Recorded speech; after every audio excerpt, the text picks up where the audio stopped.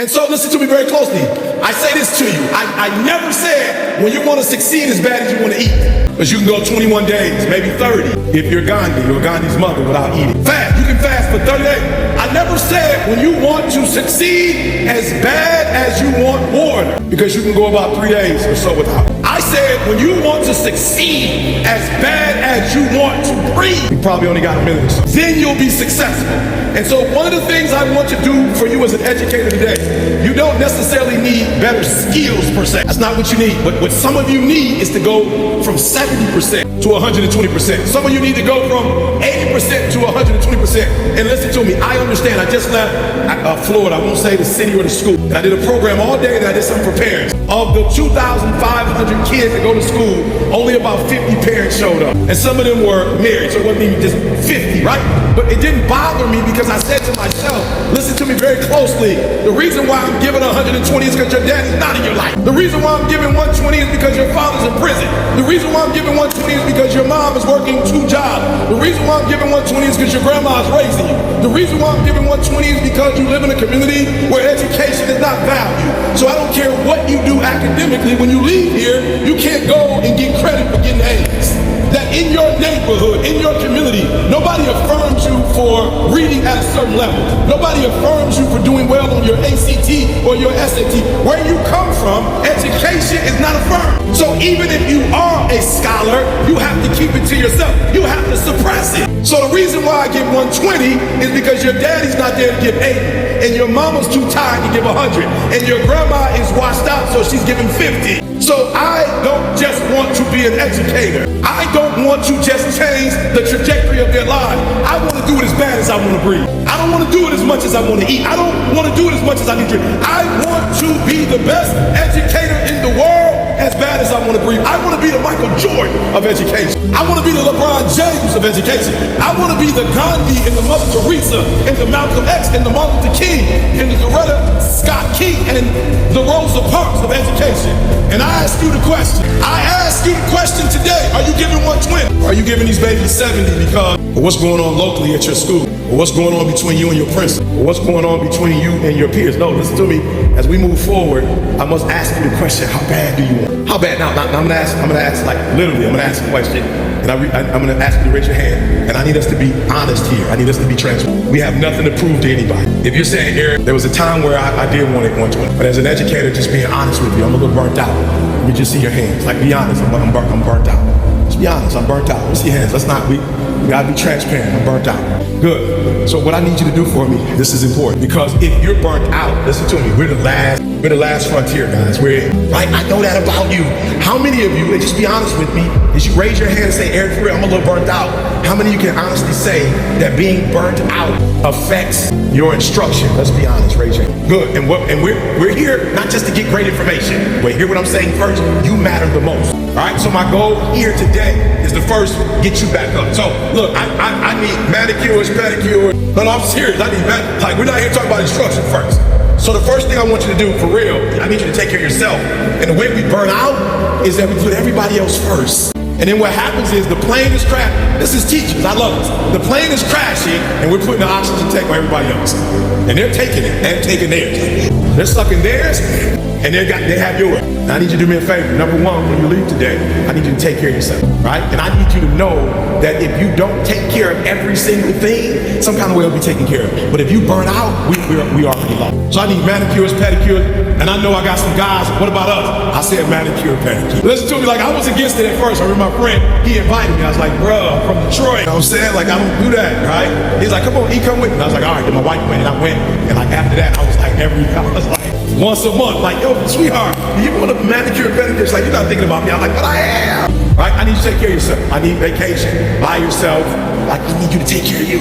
Because we are only as good as you are. And so if you're not taking care of you, and you're giving me 70% or 80%, I don't have my mom's support, my grandma's support, my dad's dead, in jail, I'm being raised by my grandparents, I'm in a single parent home, I'm in a mixed environment, like I'm already going through it at home, and then I come home, and the one person I can count on, the one person that gives me attention, the one person that's trying to educate me and change my life, they're coming in burnt out. If you're a person in the room, and you overextend yourself, and you do not take care of yourself in the way you should take care of yourself, come on, I'm telling you, together and say, Eric, and I want you to say it out loud. I need to do better. Come on, I need to do better. And I need to put the oxygen on myself first. Yeah, come on, it's okay. Some of you are hurting, like, no, I can't put it on myself first. Like, that sounds so selfish to you. I can't put it on myself first. I must put it on the, look, when you're on the airplane, they make it clear it's gonna come down. The oxygen tank's gonna come down. And they know that there are teachers on the plane. They know you're on the plane. So they have to tell you, they would think it would be common sense, but they have to tell you, whatever you do, don't give it to the person sitting next to you. They have to tell you that. Put it on yourself first, and then help them. I need you to do me a favor. When you go back, and from this point forward in your profession, you're gonna take care of yourself more. If that's you, and you know you need to do it, let me see your hand. You know you need to do it. All right, next year, I'm just gonna see if we can just turn this into a petty manicure station. All right, I'm gonna work on that next year, all right? So whatever that means for you. Read a book, drink a cup of coffee, get some tea, but I just need you to take care of you because you are phenomenal, you're great. But if you're at 70 or 80%, you're no good to us.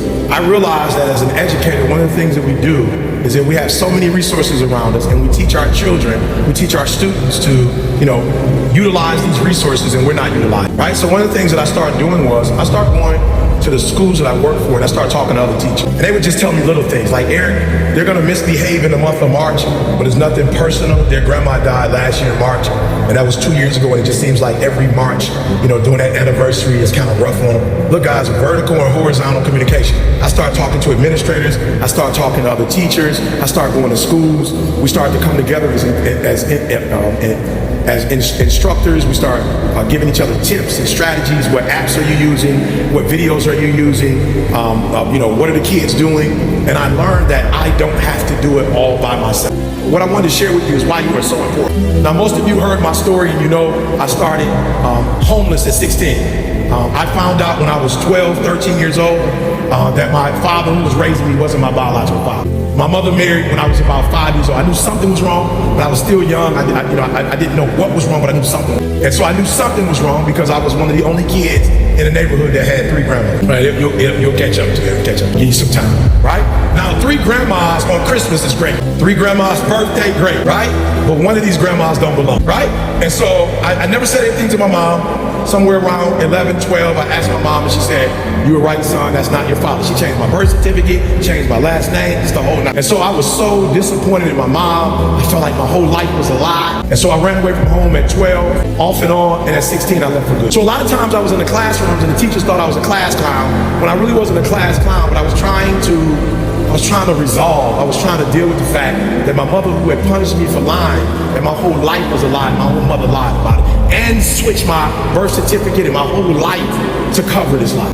So I brought it to school, and I'm sorry, I'm not saying that was the best thing to do, but I brought it to school. I got counseling, I had private counselors, they put me through programs, and I couldn't deal with the anger of my mom lied. And then what made it so bad, I knew my biological family, I knew my grandma, my uncles, my aunts. I just thought my father, when I would see him, was a friend of the family. So it was so complex that finally at 16, I left home. Ran away from home, of course, left school.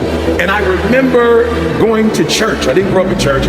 I started going to church. And I remember the pastor said to me, young man, if you have any dreams, any goals, if you don't want to go to jail, if you don't want to die at an early age, you have to get your GED and go to college. Now listen to me very closely. My grandma had 14 kids. Out of the 14, only 3 finished high school and nobody went to college. I grew up in Detroit, Michigan.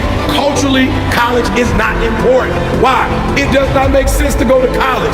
Whether you finish high school or not, you're only going to land up at the plant for Jim McCray. So culturally, I never took school serious. And so this man said to me when I was probably 17 years old, look, every single week, did you get your GED? And I would say, no, I didn't get my GED. He'd ask me the next week, did you get your GED? As soon as you get your GED, I'm sending you out of Detroit, I'm sending you to college. I said, sir, no disrespect, but my family does not do college. My mama barely finished high school. She got pregnant with me her senior in high school. My grandma didn't go to school. My uncles didn't fit. We don't do school. He said, I don't care what your family does or does not do. You have a gift. You have an anointing on your life, young man. And let me tell you something. I I couldn't spell, and neither did I know what it meant. But let's be very closely. I want you to understand, as an educator, he did something for me. He gave me an aim that I never had. So I'm being real. What are you going to do to separate yourself? I separated myself. Your mom and daddy and your family have to deal with the decisions you make. It's your life, not a game. It was amazing. Everything about this thing, top tier. You can't get any better. What is it internally that you know is not going to benefit you in this new season of your life? I am where I am today because I've mastered the art of release. This is the best conference I've been to.